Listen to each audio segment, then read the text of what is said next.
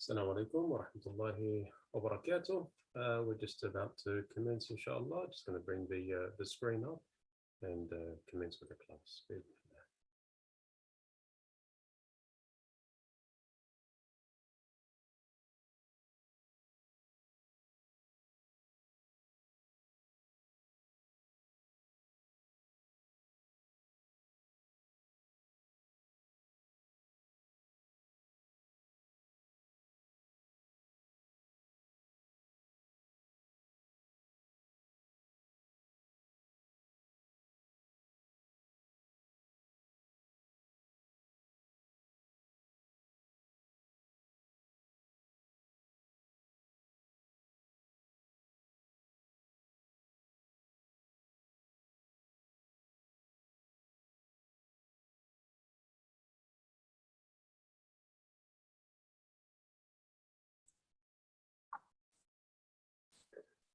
بسم الله الرحمن الرحيم. الحمد لله رب العالمين. نويت التعلم والتعليم والتذكر والتذكير والنفع والانتفاع والإفادة والاستفادة والحث على التمسك بكتاب الله وسنة رسوله صلى الله عليه وسلم والدعاء إلى الهدى والدلالة على الخير ابتغاء وجه الله ومرضاته وقربه وثوابه سبحانه وتعالى. رب يسر ولا تعسر، رب تمم بالخير. اللهم إنا نسألك رضاك والجنة ونعوذ بك من سخطك والنار. May Allah subhanahu wa ta'ala make our majlis of قراءة الأحاديث النبوية في صحيح الإمام al-Bukhari mubarakah, inshallah.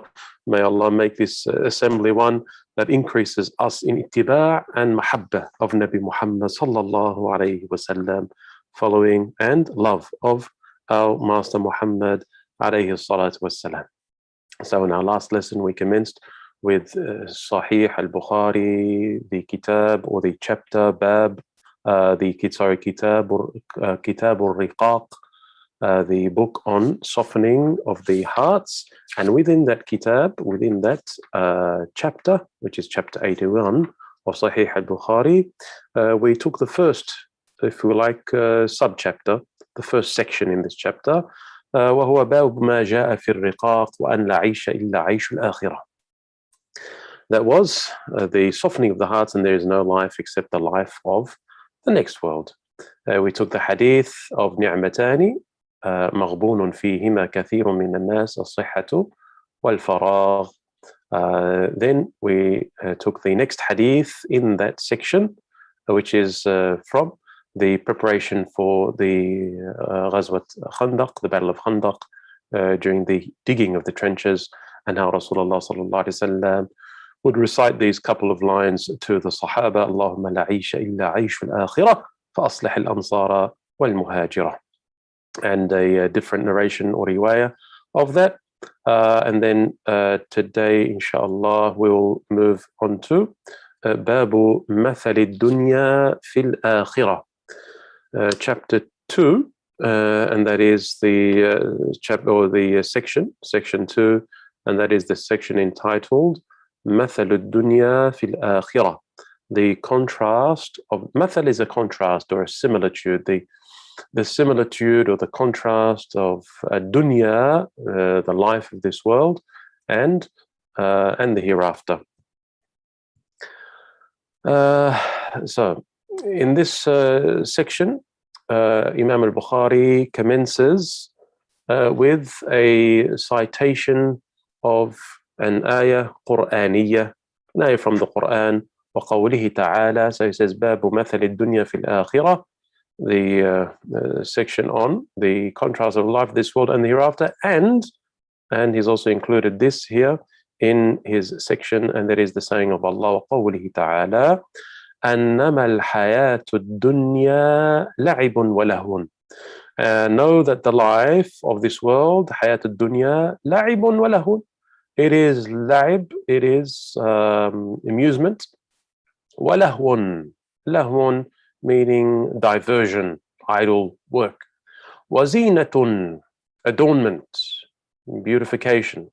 وتفاخر بينكم, and it is a تفاخر بينكم, boasting to one another.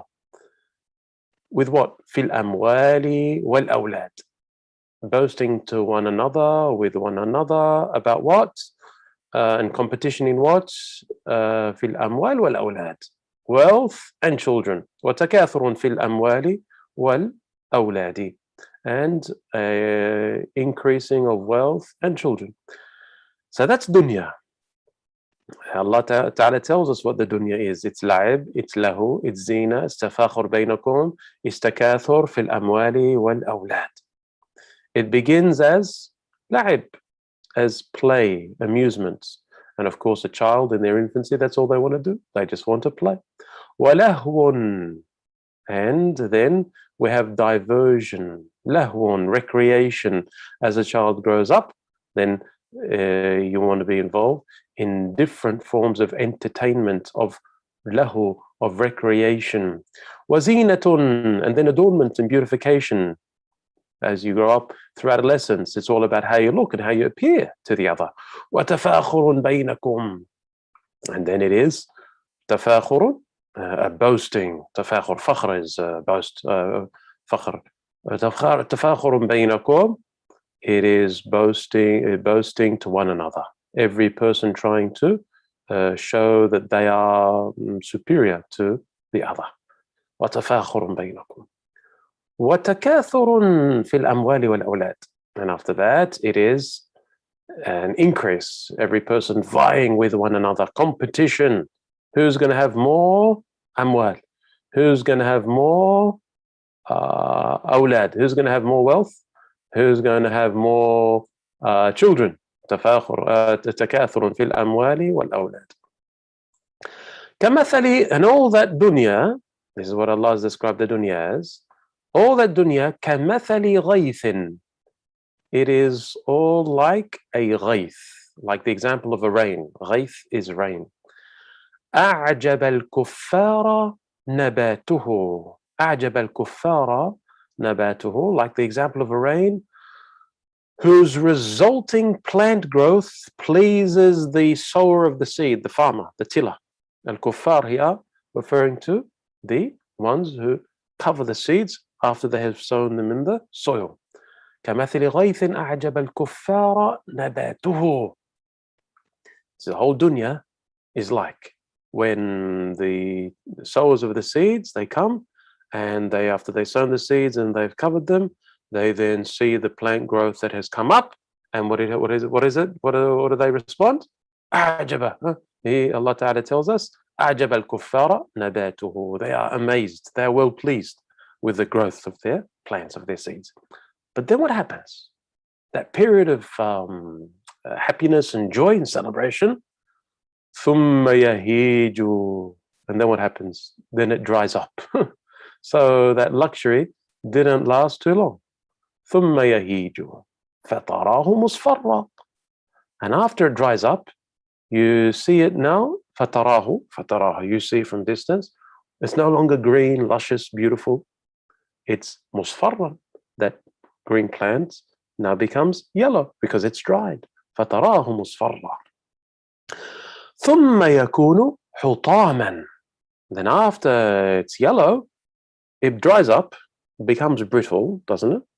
And then it ثم يكون حطاما. It becomes scattered, it becomes debris. It's like particularly in gardening, in permaculture, you need to ensure when you're doing your composting, you have your greens, your nitrogens in balance with your carbons, which is your dry stuff, your brown stuff.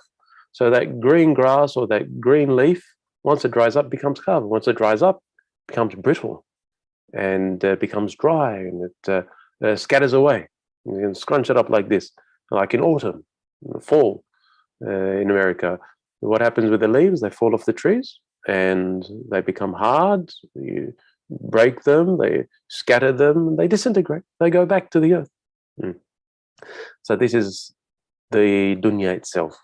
It begins here like so beautiful, so luxurious, but then how it ends, it's dry, it yellows, and then it scatters away like debris. ثم يكون حطاما وفي الآخرة عذاب شديد After Allah has described for us what the reality of dunya is, and interesting, He gives us an example here in agriculture. And we know that the Arabs, particularly those that were in Medina, they were more into agriculture than those who were in Mecca of Quraysh. They were more merchants. But nonetheless, this was something that those who were connected to the earth, they were aware of, they were able to understand. And so therefore Allah delivers the message in a way that we human beings can understand. And 1400 years ago, they understood agriculture. And now, right now, we also understand agriculture because we see it all around us. Despite the concrete jungles that are appearing in all parts of the earth, more and more cities and more people are trying to revert back to more greenery and more open space. And even if you look at the developments of different councils around the area, they try to create more open space, more green space, right? Coming back to natural areas. So we see these examples before us all the time. And in this way, we understand that this is what the dunya is. It starts off luscious, green, inviting, attractive, delightful, but its end is just like those green plants. They're going to dry up, start to become yellow in color, brittle, and they become debris, and it's gone, and the dunya is gone. And then that's the example. And then immediately after the example, Allah tells us, as Imam Bukhari mentions, it cites this ayah, وَفِي الْآخِرَةِ عَذَابٌ شَدِيدٌ. And in the akhirah, in the next life, عَذَابٌ شَدِيدٌ. There is going to be a severe punishment. And that's a threat. It's a threat. It's reality, but it's also a threat, meaning if you do disbelieve in Allah and do wrong, then wait for that punishment. But there's also here hope, because Allah says, وَمَغْفِرَةٌ مِّنَ اللَّهِ. And there is also forgiveness from Allah. So even if you've stuffed up, even if you've played up, even if you've made mistakes in life, don't worry. Why? وَمَغْفِرَةٌ مِّنَ اللَّهِ. There's also forgiveness from Allah.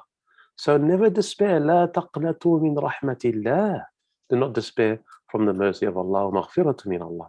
وَرِضْوَانٌ. Not only is there forgiveness from Allah, but there's also ridwan. Ridwan, contentment, pleasure of Allah. We recite the ayah where Allah Ta'ala tells us, يَا أَيَّتُهَا النَّفْسَ الْمُطْمَئِنَّةِ ارْجِعِي إِلَى رَبِّكِ رَاضِيَةً مَرْضِيَّةً. Oh, nafs, that is mutma'inna, that's at peace, at ease, comfortable. Irji'i, return back. Irji'i, meaning it came from Allah. Inna lillahi wa inna ilayhi raji'un. So it's returning to Allah. Irji'i ila rabbiki. And Allah here uses the feminine form. Nafs is feminine. Irji'i ila rabbiki. Radiyatan mardiyya. Return to your Lord, pleased, meaning pleased with that which Allah has commanded and decided and decreed for you. In akhirah radiyah, mardiyah. Mardiyah means you have earned the pleasure of Allah. You nafs, Allah is pleased with you. You see? And so therefore this ridwan from Allah, this pleasure from Allah is the greatest thing that any human being can ever desire. Imam al-Ghazali gives example of 3 types of people in this world. He says, imagine, he says that we servants in relation to Allah, just to strike an example that's easily relatable to us human beings. Sayyidina Imam al-Ghazali, Hujjatul Islam, says, he says there's a king. Imagine there was a king, and this king in his palace, he had 3 groups of aides, of servants that were with him by his side. The first group, they go out and fulfill his commands and duties and instructions out of fear of his punishment, because the king has a dungeon. And no one wants to get into that dungeon of the king, the bottom and the underneath the earth of the palace. And so therefore, because they're so fearful of that punishment in the dungeon, they fulfill the commands of the king and the king's instructions. That's the first group. As for the second group, he says the second group are people who fulfill the instructions of the king because they're hoping in reward from the king.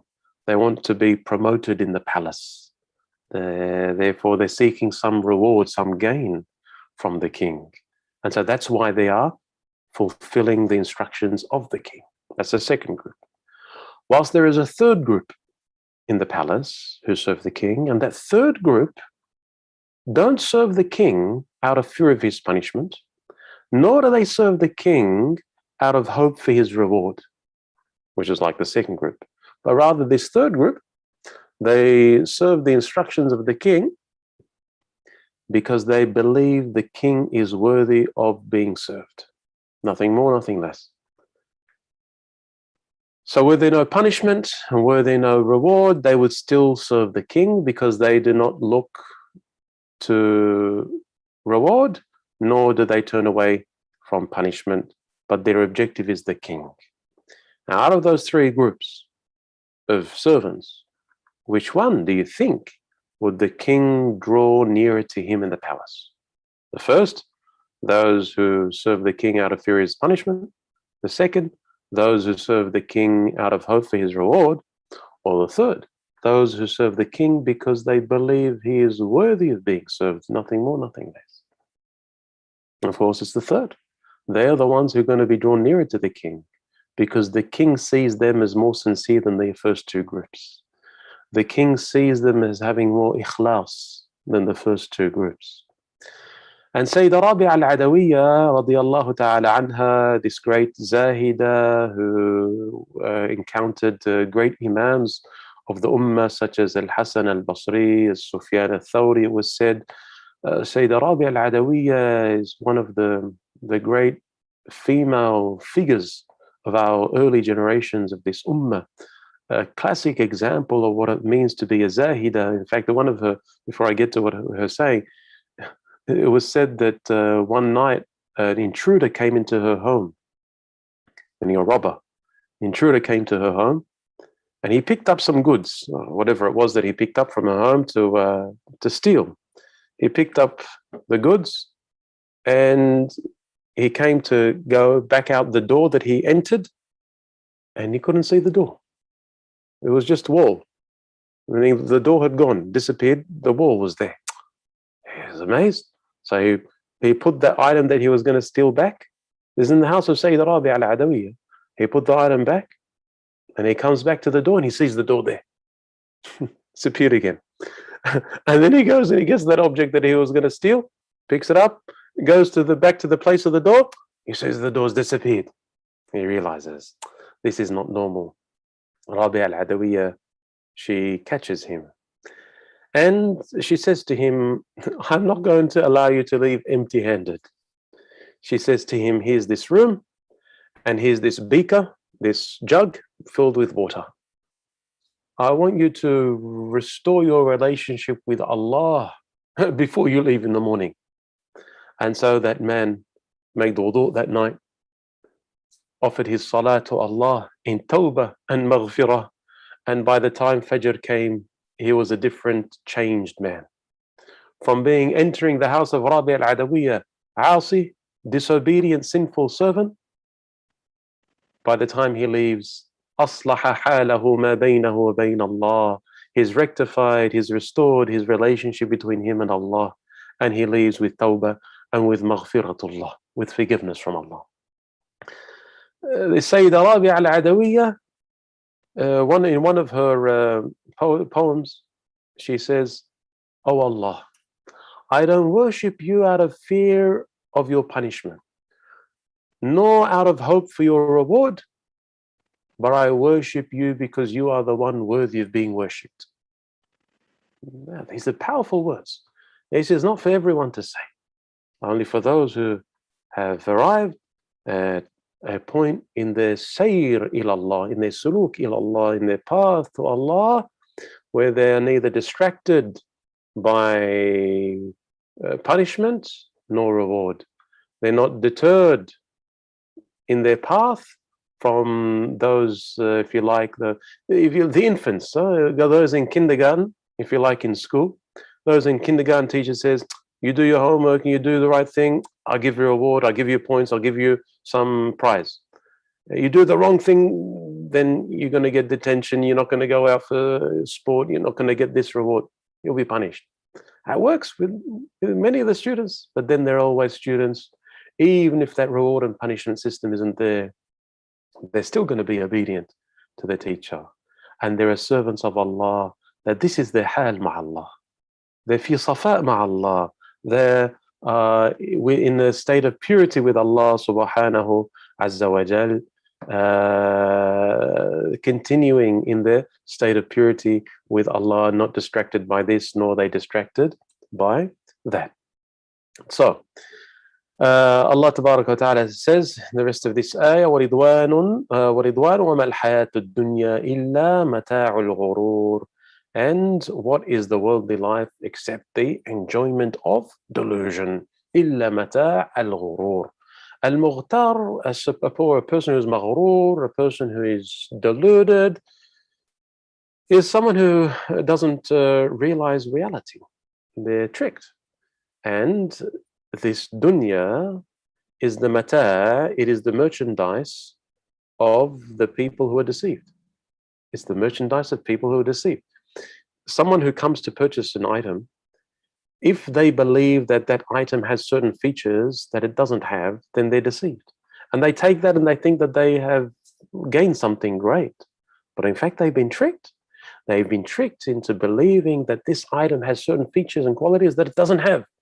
Likewise, the people who are married to this dunya, the life of this world, they're tricked into believing that this dunya is going to last forever, that this dunya is going to fulfill all of their delights and all of their pleasures. But, of course, the reality is that it is only a delusion. Now we move to the hadith that Sayyidina Imam al-Bukhari has cited in this section.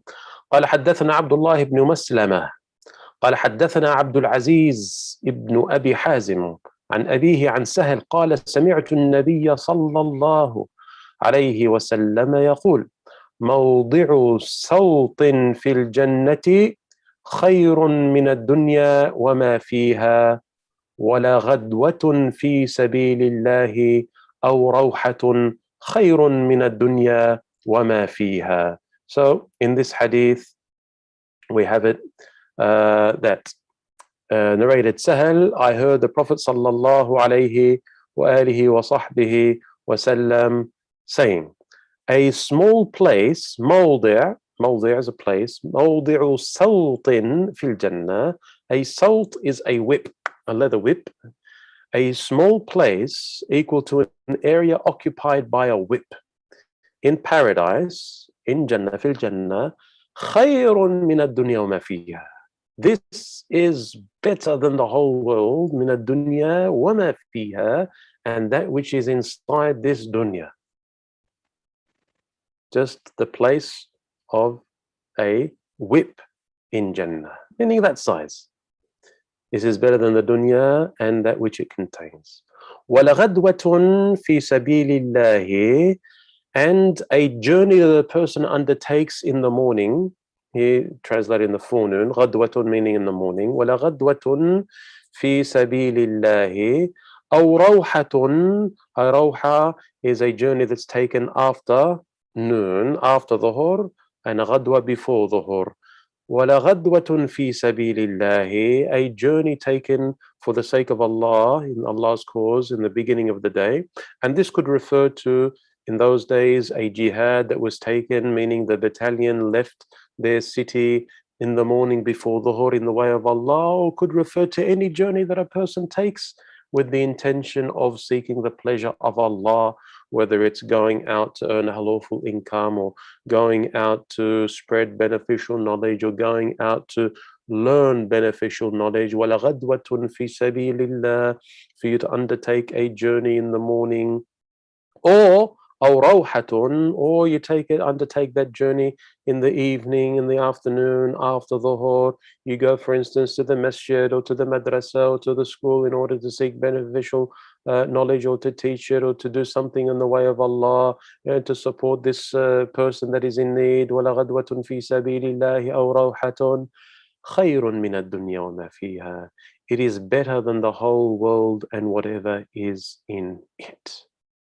So you can earn that which is better than the whole world and that which it contains just by undertaking a journey fi sabilillah, in the way of Allah, seeking pleasure of Allah in the morning or in the evening, attaching a sincere intention, a sincere niyyah to this particular journey. And this is the case of the mu'min. Niyyatul mu'min khayrun min amali. The intention of a believer is more virtuous, is greater, is better than his or her deed. Before I move on to the next hadith, I wanted to backtrack a little and refer to Imam Ibn Hajar al-Asqalani rahimahullah in his commentary on Sahih في شرحه لصحيح البخاري في كتابه فتح الباري شرح صحيح البخاري. Imam Ibn Hajar al-Asqalani, one of the great scholars of the Shafi'i madhab and of the science of hadith, who was born in the year 773 after Hijrah and who passed away in the year 852 after Hijrah. Imam Ibn Hajar al-Asqalani mentions a nice analogy that Imam al-Ghazali radiyallahu ta'ala anhu also mentions with regard to the dunya. I'm just going to see if I can bring it up. I was going through it a little earlier. Naam. Yeah.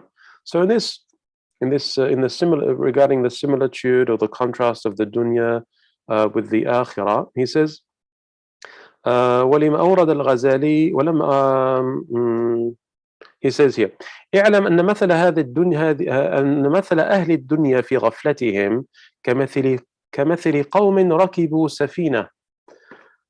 Imam Ghazali mentions this. He says that the people of the dunya that are in ghafla, in their heedlessness, can be compared to a people that take seat in a vessel, in a boat. ركبوا سفينة فانتهوا إلى جزيرة, and so they end up in their boat. They arrive at an island, and this island, mu'ashaba, it has vegetation and herbs and plants and various things on this island. فخرجوا لقضاء الحاجة, and so they just stopped at this island in order to what? In order to answer the call of nature, أكرمكم الله, to go to the bathroom. لقضاء الحاجة فحذرهم الملاح من التأخر فيها. And so what did the captain of the boat, of the ship, tell them? He says them, be careful, I caution you.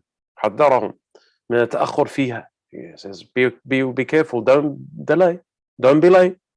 Meaning, do your thing, fulfill what you need to fulfill right now, and then come back on the ship, don't delay. وأمرهم أن يقيموا بقدر حاجتهم. He says to them, when you get off the ship, get off the boat, just stay on the island as long as you need to fulfill that, answer that call of nature. وحذرهم أن يقلع بالسفينة ويتركهم. And he told them, be careful, because if you're late, I'm going to let this ship sail and I'll leave you here on the island by yourself. You'll be on your own. So be careful. He says this to them as they disembark off the ship. فبادر بعضهم فرجع سريعا. And so a group of these people, they got off the ship, they fulfilled their call of nature on an island, and then فرجع سريعا, they came back quickly to the ship. فصادف أحسن الأمكنة وأوسعها. They came back to the ship, they were able to choose from the best and most luxurious of spots on the ship, because they were the first to come back. وأوسعها فاستقر فيه. So they found their best places on the ship and they settled there. They're cruising. وانقسم الباقون فرقا. But the rest of the people that were still on the island, they split up into different groups. الأولى استغرقت في النظر إلى أزهارها المنقة. One group of people, they're looking at the beautiful, dazzling, colorful flowers on the islands. وأنهارها المضطردة, and the beautiful flowing rivers. وثمارها الطيبة, and they're glancing at the amazing sweet fruits on the trees. وجواهرها ومعادنها, and they discovered all of these treasures, all of these emeralds, all of these rubies, all of these jewelry, jawahir, stones, ومعادنها, and precious gems and stones. These people are amazed. This second group. ثم استيقظ. ثم استيقظ. And then they awoke. What do you mean they awoke? They awoke, meaning they became alert again. ثم استيقظ. فبادر إلى السفينة. They remembered, oh, this is not what I'm supposed to be doing here on the island. So quickly they went back to the ship. فبادر إلى السفينة فلقي مكانا دون الأول.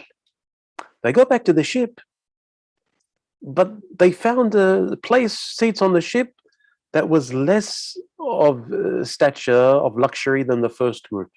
The first group got there before anyone else. They chose the most luxurious of spots. But the second group that came back, they got spots, but they weren't as nice as the first ones. فَنَجَا فِي الْجُمْلَةِ. This second group, they were safe. In essence, in summary, they were safe because they get back on the ship and they got their places. Alhamdulillah. The next group, الثانية كالأولى. The second group, meaning of those that were left on the island, were like the first, the one previous. لكنها أكبت على تلك الجواهر والثمار. They were just like the previous group, this other one. However, not only did they gaze upon the stones and the precious gems and the fruits and the plants and the flowers and rivers, ولكنها أكبت على تلك الجواهر. But they threw themselves where? On those precious gems and stones. والثمار, and they threw themselves onto the fruits. والأزهار, and they threw themselves onto the flowers. ولم تسمح نفسه لتركها. And their souls, the egos, their nufus, did not permit them to leave the rivers and to leave the colorful flowers and to leave the delicious fruits and gemstones. فحمل منها ما قدر عليه. And so this group of people, whatever they could hold, they held. They held them, whatever they had the ability to. فتشاغل بجمعه وحمله. And they became preoccupied with what? بجمعه وحمله. They were picking these fruits and picking the flowers and grabbing the precious gems and all of the things they see on the island. Now they became preoccupied with gathering them all, but not only gathering them, carrying them. فتشاغل بجمعه وحمله فوصل إلى السفينة. So they gathered what they could of those items. فوصل إلى السفينة. Alhamdulillah. And they arrived at the ship. فوجد مكانا أضيق من الأول. But they found now a place for themselves to sit on the ship that was a little tighter and much less comfortable than the previous group. ولم تسمح نفسه برمي ما استصحبه. And their egos, their nufus, their souls, did not allow them to throw away back into the island or to the sea that which they had carried and brought with them onto the ship. سبحان الله. ولم تسمح نفسه برمي ما استصحبه فصار مثقلا به. And so they became weighed down by these things, these goods, which they gathered onto the ship, although they didn't benefit them because they got the tightest of spaces. ثم لم يلبث أن دبلت الأزهار ويبست الثمار. And then after a short period of time, those colorful flowers became yellow. Those delicious colorful fruits, sweet fruits, they became dry and rotten. وهاجت الرياح, and the winds blew. فلم يجد بدا من إلقاء ما استصحبه حتى نجا بحشاشة نفسه. And so as the ship sailed and as the wind blew, they realized that they would have to throw these things away because they didn't last. So they threw them away and they saved themselves. الثالثة. Then we move to the next group. تولجت في الغياض وغفلت عن وصية الملاح. When they got to the island, they forgot about the cautioning of the captain, the ship's captain, and they became intoxicated with that which they saw on this island of luxury. ثم سمعوا نداءه. So not only were they glancing at it and gazing at it, but they were carrying it and amassing it and so on. And they totally forgot the instructions of the captain to come back quickly. ثم سمعوا نداءه. Then they heard his call. Come on, on the ship, everyone on the ship. ثم سمعوا نداءه بالرحيل. فمرت فوجدت السفينة سارت فبقيت ما استصحبت في البر حتى هلكت. And by the time they got to the shore of the island, they saw that the ship had already set sail. They got there too late. Until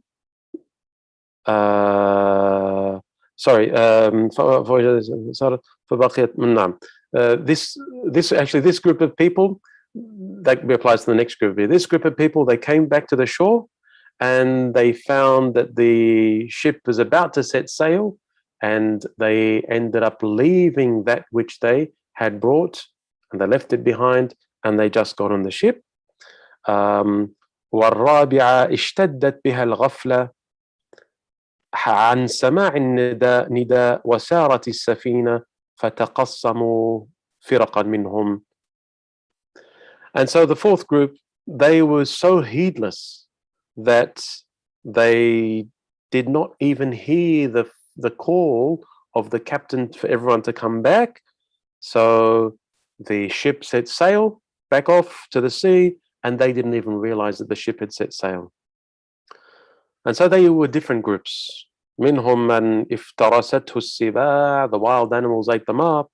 ومنهم من تاه على وجهه حتى هلك, and there were others who, because they didn't no longer had any food or drink, they fell on their faces and died.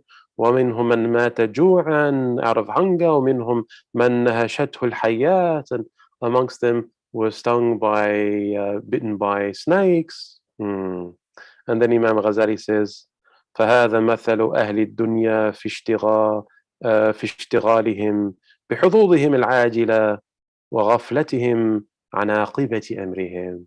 So this is the similitude of the people of dunya in their preoccupation with their desires that are short-term, وغفلتهم, and their heedlessness in relation to عاقبة أمرهم, that which waits for them in آخرة. نعم. Then he says ثم ختم بأن قال وما أقبح من يزعم أنه بصير عاقل, and how foolish it is for a person that claims that they are بصير عاقل, that they can see, that they understand, أن يغتر بالأحجار من الذهب والفضة والهشيم من الأزهار والثمار وهو لا يصحبه شيء من ذلك بعد الموت. A person who is preoccupied with stones of gold and silver and vegetation of greenery and fruits, and all these are not going to come and follow a person after death. And so therefore, how can such a person be someone who claims insight and intellect? May Allah subhanahu wa ta'ala make us abna'ul akhirah, people of the akhirah. Naam. La ilaha illallah. Now we move on to the next section. باب قول النبي صلى الله عليه وسلم كن في الدنيا كأنك غريب أو عابر سبيل. be in this world as if you are a gharib, a stranger, a foreigner, gharib.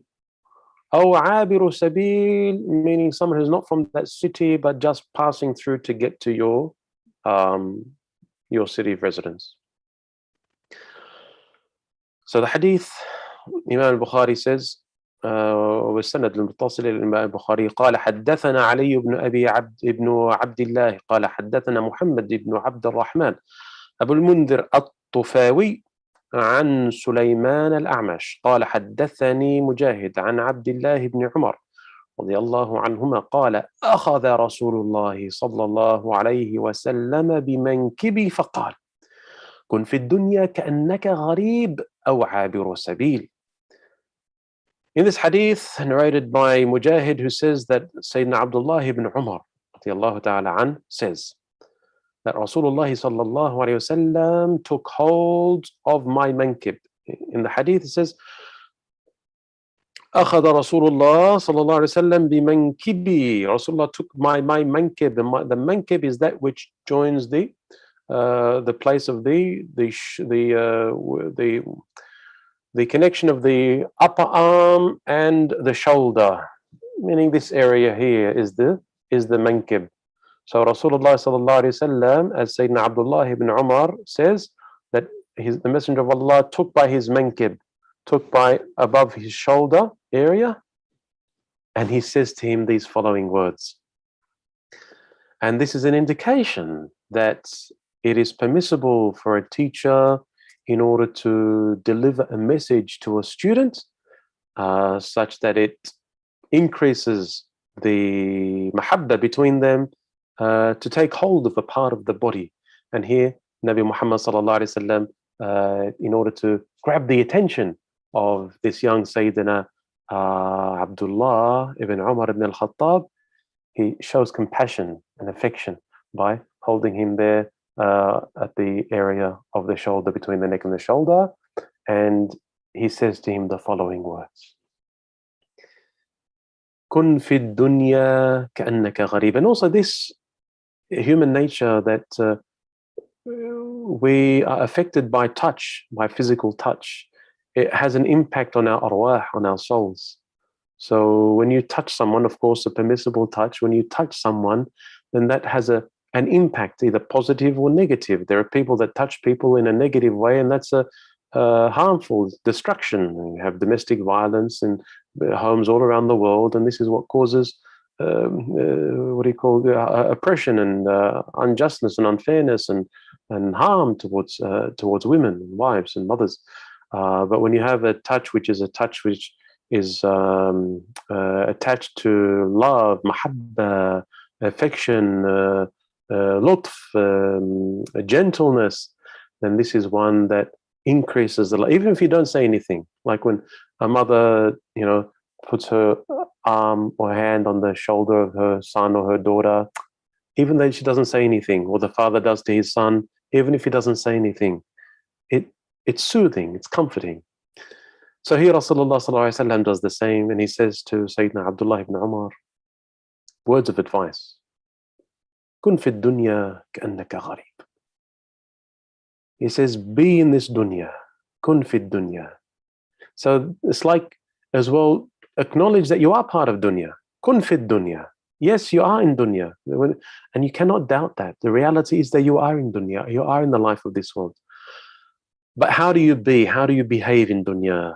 Kun fi dunya, be in the dunya, ka'annaka gharib, as if you are a gharib. A gharib is a stranger. A stranger who does not belong in the city. A gharib to a land is someone who, that's not his land of residence. He's not from there, he's a foreigner, she's a foreigner.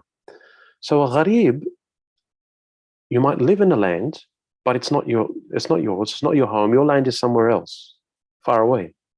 So you live there, you might have a roof over you, you might have food, but you're not as well known as you are in your homeland. You haven't got the same connections and relationships as you have in your homeland. Things aren't facilitated as easy for you as it is in your homeland. And so you feel a bit out of place. You feel as though you're not going to be there for long. It's only short term. And you always got in the back of your mind, you're returning back to your homeland. That's a gharib. So you never feel as though you belong, right? So here, kun fi dunya ka'annaka gharib, be in this dunya as if you were a stranger, you don't belong here. Meaning the roof that you have over your head, don't attach yourself to it because you're going to go back to your real one. The people that you're associating yourself with in this land that you're in now is only temporary. So don't place all your bets here and all your cards here because you're going somewhere else, back home. And that's going to be your permanent place. So kun fi dunya ka'annaka gharib. And of course, a gharib, someone who's a foreigner in a land, is always going to be cautious. You're cautious of everyone and everything. You're not ready to trust. And so therefore, don't be ready to trust the dunya. Always be cautious. أو عابر سبيل.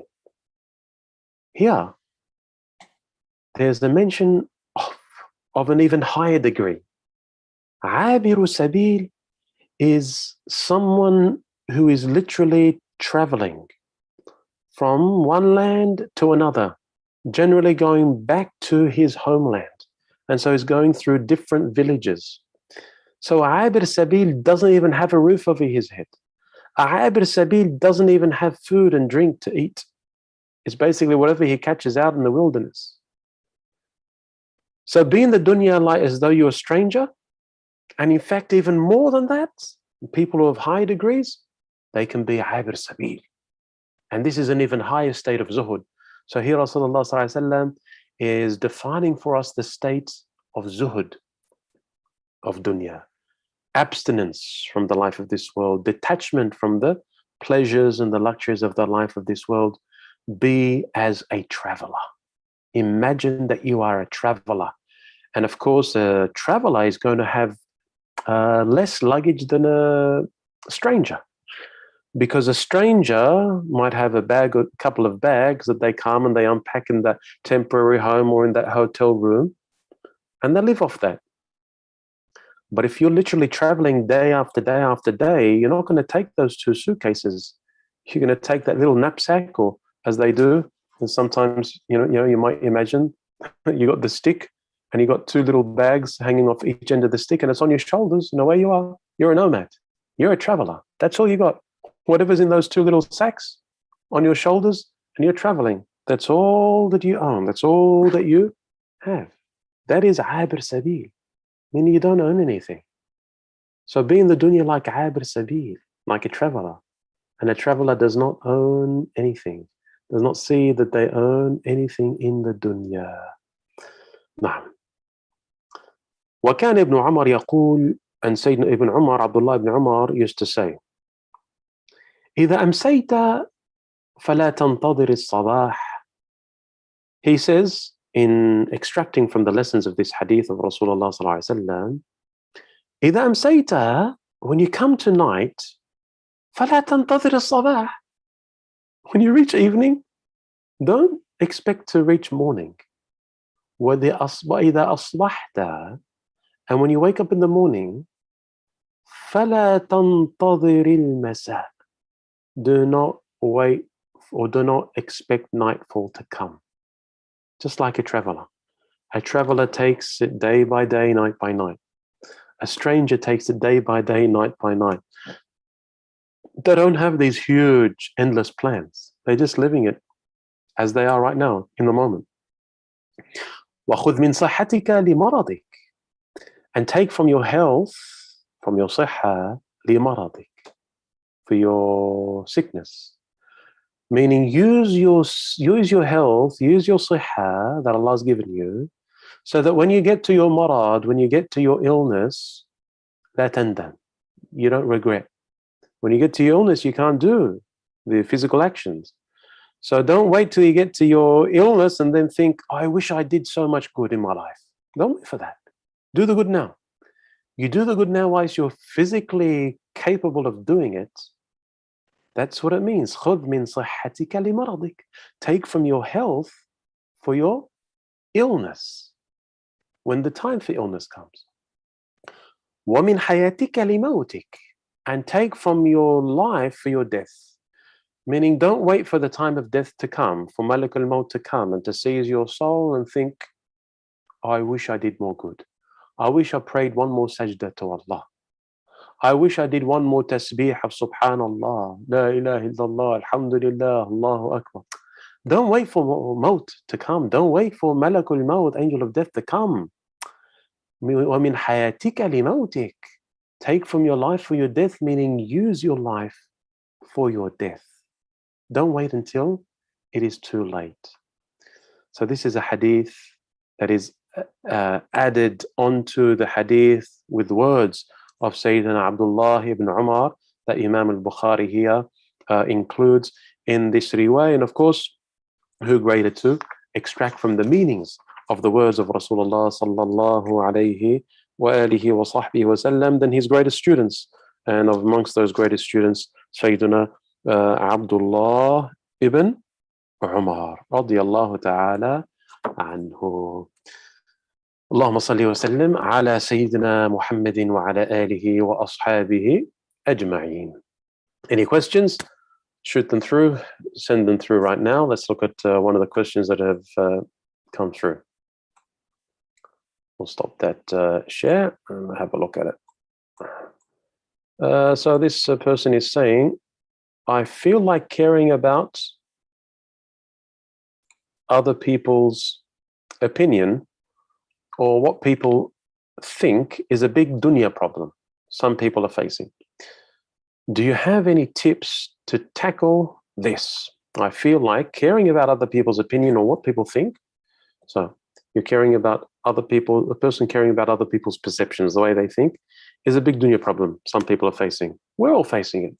And this is the thing, whenever we face problems in other people, we see them in other people, always remember these, we see them in them because those diseases, those amrad are in our own nufus, in our own selves, and Allah is showing us this in our own self. Na'am. It is a problem. Allah Tabarak wa Ta'ala has established us human beings for maqam al-ihsan in this world. Maqam al-ihsan, the station of ihsan, as Sayyidina Jibreel, when he asks Rasulullah sallallahu alayhi wa sallam, mal ihsan, what is ihsan? So the answer comes, أن تعبد الله كأنك تراه, worship Allah as though you see him, witness him. فإن لم تكن تراه, and if you cannot come to that high level of seeing, witnessing him, فإن لم تكن تراه فإنه يراك فعلم أنه يراك. So if you can't come to that level, at least know that Allah sees you, Allah witnesses you. A sign of ikhlas, a sign of sincerity is that you don't increase your deeds only if people are praising you. And you don't decrease your deeds only if people are blaming you. Meaning whether people praise you for the good that you're doing or they blame you for what you're doing, it doesn't increase you in good, nor does it detract you from good or bad. Because in your mind, you are not motivated by people's perceptions of you. What you are motivated by is Allahu maqsoodi, Allahu Rabbi, Allah is my purpose, Allah is my objective, Allah is my Lord. That's all you're driven by. For people at the beginning of the path, yes, you do something good and someone praises you for that good, it encourages you. And in fact, this is part of our shukr to Allah, is that we show thanks to other people for the good things that they do. However, in our showing gratitude to other people, yes, number one, it encourages them, but it's also thanking Allah because Allah orders us to show that gratitude to those who have done good to us, because were it not for that good that they did to us, we would not be able to then be in a good and comfortable situation to fulfill the duty of Allah. So yes, we should not be distracted. We should not be distracted by what other people think, because if that was the case, then the greatest people on earth would not have continued their mission and their job.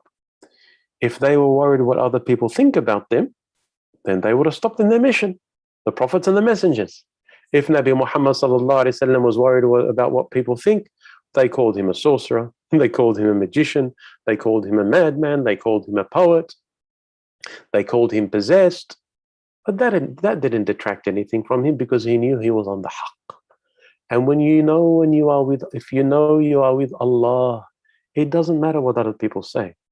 As he sallallahu alaihi wasallam says to the Sahabi who asks him advice, meaning what opinion to follow, he says, "Istafti qalbaka wa in aftawk." Consult your heart, and even if the outward worldly scholars tell you otherwise. But that's for a person who's got a qalb tahir, heart that's pure. A heart that's pure can distinguish between haqq and batil, truth and falsehood, khair and shar, good and bad. You can make that judgment. But a heart that doesn't have that purity, that nadafa, that cleanliness, then it sees the bad as good, it sees the good as bad. So therefore the first step is tazkiyatun nafs. قَدْ أَفْلَحَ مَنْ زَكَّاهَا. A person who cleanses the heart has succeeded.